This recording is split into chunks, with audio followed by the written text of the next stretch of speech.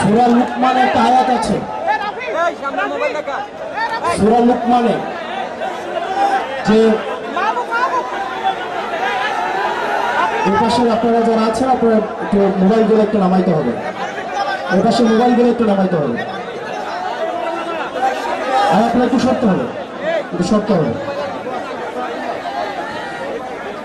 সূরা লুকমানের একটা আয়াতের অর্থ হচ্ছে, তোমরা অহংকার করো না, দম্ভ করো না। যারা দম্ভ করে মাটিতে হাঁটে আল্লাহ তাদের অপছন্দ করে, আল্লাহ তাদের ধ্বংস করে দেয়। আমরা সেটার প্রমাণ পেয়েছি হাসিনাকে ধ্বংস করার মধ্য দিয়ে, কুমিল্লা থেকে পাহাড়কে উৎখাত করার মধ্য দিয়ে, সূচনাকে উৎখাত করার মধ্য দিয়ে। প্রিয় কুমিল্লাবাসী, আমাদের প্রেস কনফারেন্সের কথা আমরা ভুলি নাই।